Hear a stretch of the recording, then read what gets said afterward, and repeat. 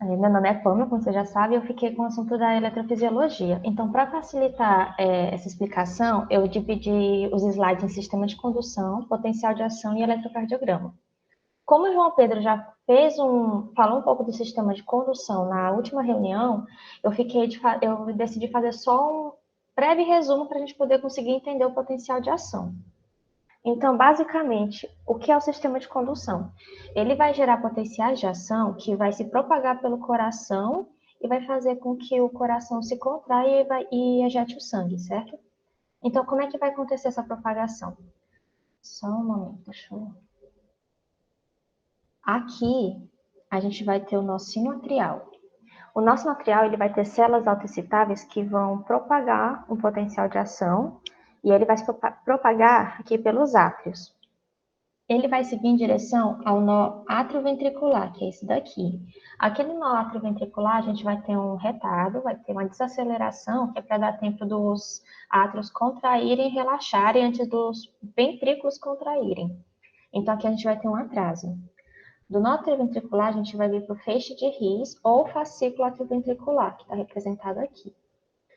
Do feixe de His, a gente vai seguir em direção às ramos direito e esquerdo da fibra de Purkinje. Então, a gente vai descer em direção ao ápice do coração e a gente vai subir aqui por volta dos ventrículos, rumo à base. E aí, esse potencial vai propagar e vai fazer com que o coração contraia e ejete o sangue. Basicamente, o sistema de condução é isso. Só que a gente falou muito desses potenciais de ação, agora a gente vai entender um pouquinho sobre eles. O nosso músculo cardíaco, a gente vai ter dois potenciais de ação, que é o potencial rápido e o potencial lento. O potencial rápido, ele é gerado pelas células contráteis do coração. E as células autoexcitáveis, elas vão propagar o potencial mais lento. Vou começar um pouquinho falando desse potencial lento. Como eu já falei, são as células autoexcitáveis que vão propagar esse potencial e a gente vai chamar ele de potencial marca-passo. Essas células autoexcitáveis, elas vão funcionar como marca-passo do coração e elas vão determinar a velocidade da frequência cardíaca. Elas têm um potencial de membrana muito instável. E essa instabilidade ela é causada pelos canais IF ou canal FANG. Só para falar que o potencial de membrana dessas células autoexcitáveis é por volta ali de menos 60 milivolts. Aí vou explicar um pouquinho dos canais IF para a gente poder entender esse potencial. Esses canais FANG, eles têm essa denominação porque eles têm uma particularidade que é ser permeável tanto a potássio como ao sódio. Só que assim, quando a gente está com potencial de membrana negativo, esses canais eles vão ser mais permeáveis ao sódio. Então, vai estar entrando essa carga positiva no interior da célula e vai tornar a carga da célula positiva também. Então, a gente vai estar aqui gerando um potencial marca-passo. Só que, à medida que a gente vai tornando esse potencial positivo, a gente vai fechar esses canais IF e a gente vai abrir canais de cálcio. Então, vai começar a entrar cálcio dentro da célula também, que vai fazer com que essa despolarização continue, até a gente atingir um limiar. Quando a gente atinge um limiar, mais canais de cálcio, dependentes de voltagem, eles vão abrir e mais cálcio vai entrar para dentro da célula. Então, a gente vai ter essa entrada de cálcio, que vai continuar a despolarização até a gente atingir um pico. Quando a gente atinge esse pico, esses canais de cálcio eles vão ser fechados, canais de potássio vão ser abertos e aí vai começar a sair potássio da célula. E à medida que vai saindo potássio, a gente vai ter uma repolarização, que é mostrada aqui por esses gráficos que eu tirei do Silvertone. Espero que vocês tenham entendido. Então, o que vai ser? O potencial de ação, a gente vai ter um potencial marca-passo, que vai iniciar essa despolarização das células autoexcitáveis, e quando ela atingir o limiar, ela vai gerar o potencial de ação. Agora, falar um pouquinho sobre potencial rápido. Esse potencial de ação rápida ele vai ser gerado pelas células contráteis. A gente vai ter 5 fases. A fase 0, que é a fase de despolarização. A fase 1, que é a repolarização inicial. A fase 2 é o platô. A fase 3 é uma repolarização rápida. E a fase 4 é o potencial de repouso. Vou explicar um pouquinho cada uma agora.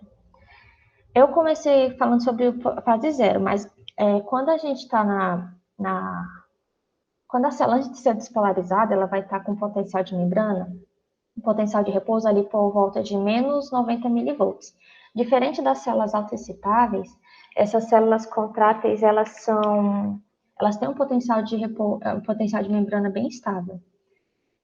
Quando ela vai, na nossa membrana, a gente vai ter canais de sódio que eles vão ser abertos, e essa entrada de sódio vai fazer com que essa despolarização inicie. Aí, então, a gente está tendo representado aqui, ó, fase zero.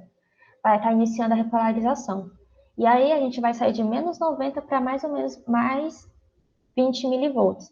Quando a gente atinge esse valor positivo, esses canais de sódio eles vão ser fechados e a gente vai ter uma breve repolarização, que a gente vai chamar de fase 1. Vai ser uma repolarização bem rápida. Logo, canais de potássio vão ser abertos para que o potássio saia e essa repolarização aconteça. Como eu disse, ela vai ser bem breve. E aí, logo a gente entra na fase de platô. A fase de platô vai ser representada por esse achatamento aqui do potencial de ação. Se vocês repararem, ele fica bem plano. Aqui é o platô. E o platô ele vai acontecer por dois eventos. O primeiro, já falei, que é o canal de potássio ele vai ser fechado, que vai diminuir a permeabilidade de potássio. Outro evento importante é a abertura dos canais de cálcio. Esses canais de cálcio, eles são importantes nessa fase porque eles vão deixar o potencial de ação ser um pouco mais longo. Ele vai ter o potencial de ação cardíaco, ele é mais longo que o potencial de ação de outras células, como a do músculo esquelético. E isso acontece por conta desse cálcio que vai entrar. Então, os canais de cálcio, eles vão fazer esse momento de platô aqui, só que a gente vai entrar depois na repolarização.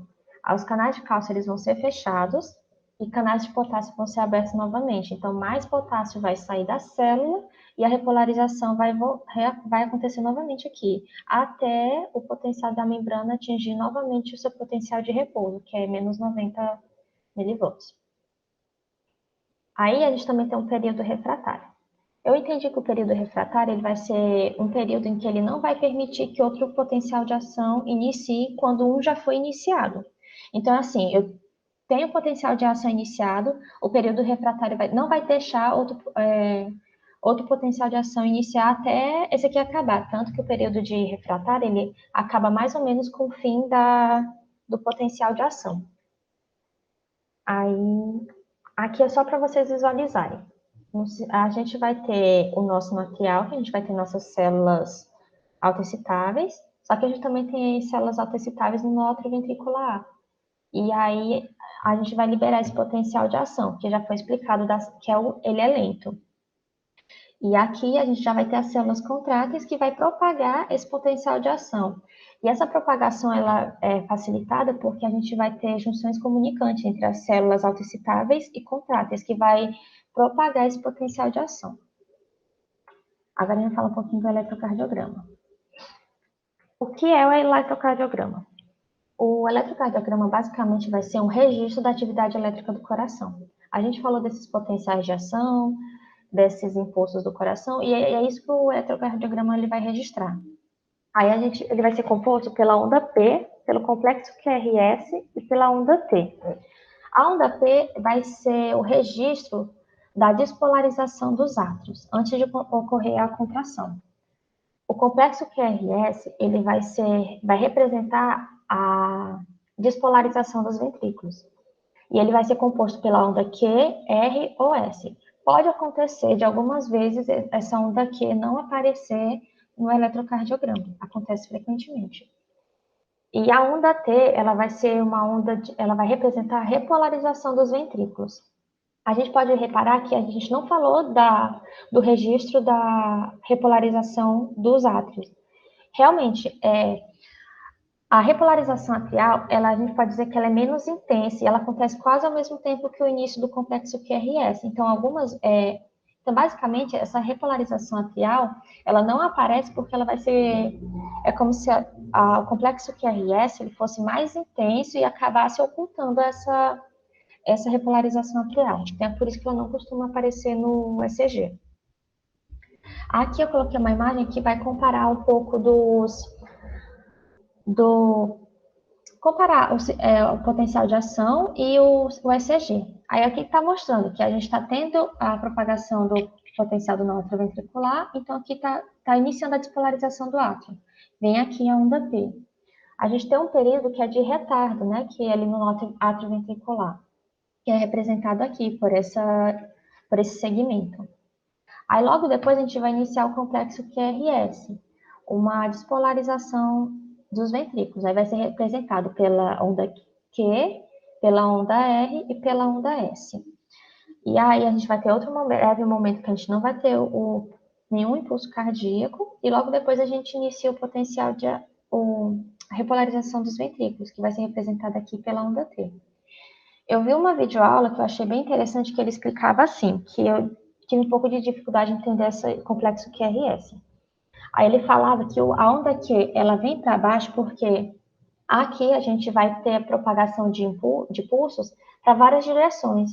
E acaba que essa resultante vai fazer com que o registro, esse impulso, ele se afaste do ápice. Aí eu entendi assim, que quando tem uma derivação aqui, quando se aproxima do ápice, essa onda, ela já vai ser registrada assim para cima. Por exemplo, aqui no átrio, quando o pulso ele vem para o nó atrioventricular, ele vem se aproximando do ápice do coração. Então, essa onda, ela vem aqui para cima. Aqui, por exemplo, a gente vê que ela está indo do ápice rumo à base, ela está vindo nessa direção. Então, a gente vai ter a onda S descendo aqui. Aí a gente também vai ter os intervalos, o intervalo PQ e o intervalo QT. Como eu falei, pode acontecer das ondas que não aparecerem no eletrocardiograma, então a gente considera PR. Mas vai ser esse momento bem aqui, desse atraso, que tem no nó atrioventricular. Aí vai ser registrado. É o intervalo PQ, e a gente vai ter também o intervalo QT, que vai ser do início da onda Q até o fim da onda T. Aí aqui é só para repetindo um pouco a imagem anterior, mas vocês vão ver aqui os impulsos, os potenciais de ação indo no sistema de condução, e aí aqui registrando esses impulsos. Aí, como eu falei, veio do nó atrioventricular, no átrio, a gente tem a onda P. Aqui a gente vai ter o complexo QRS. Aqui é aquele intervalo no nó atrioventricular, e aqui é a nossa repolarização dos ventrículos. Aí eu vou falar um pouquinho das derivações. As derivações, elas são... É como se são as posições que foram estabelecidas dos eletrodos na superfície do nosso corpo. Então, a gente tem um plano frontal e um plano horizontal. Aqui no plano frontal, a gente vai ter as derivações bipolares, D1, D2, D3, e as unipolares, AVR, AVL e AVF. No GAT, ele traz que as posições dos eletrodos geralmente são em 3 membros, braço esquerdo, braço direito e perna esquerda. O R aqui significa do braço esquerdo. O L é braço... Não, o R é braço direito. O L é braço esquerdo e F é perna esquerda. A gente também vai ter derivações precordiais, que ele já vai ser um plano horizontal. É como se a gente passasse uma lâmina assim na caixa torácica, e as derivações elas são feitas nesse sentido. Não é um plano frontal, ele é na horizontal. E a gente vai ter 6 derivações, que são derivações unipolares, que é a V1, V2, V3, V4, V5 e V6. Aqui é uma imagem para poder tentar explicar um pouquinho para vocês. O que vai alterar de uma derivação para outra é a posição dos eletrodos. Nas derivações bipolares, que são essas 3 de cima, a gente vai medir a diferença de potencial entre 2 membros. Aqui a gente pode ver que vai ser a diferença de potencial do braço direito e braço esquerdo, aqui entre o braço direito e a perna esquerda, e aqui a diferença de potencial entre o braço esquerdo e a perna esquerda. Então, a gente vai ter eletrodos em 2 membros, e a diferença de potencial vai ser as nossas derivações bipolares. A gente também vai ter as derivações unipolares. A gente vai ter um eletrodo em um membro e um eletrodo em outros 2 membros. Vai ser um eletrodo comum para esses 2 membros. E a diferença de potencial deles que vai ser medida. E como já foi dito, só vai alterar de uma para outra a posição em que ele se encontra. A gente pode ver que aqui o eletrodo comum está na perna esquerda e no braço direito, e o outro eletrodo está no braço esquerdo. E aqui a gente vai ter um eletrodo comum entre o braço esquerdo e direito e o outro eletrodo na perna esquerda. Nas derivações precordiais, a gente vai ser também derivações unipolares.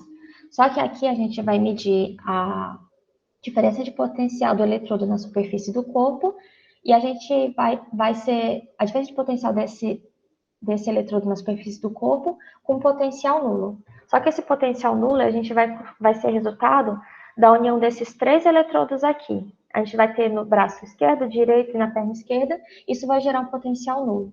E a diferença de potencial vai ser isso. E aqui é para mostrar onde vai estar localizados os eletrodos.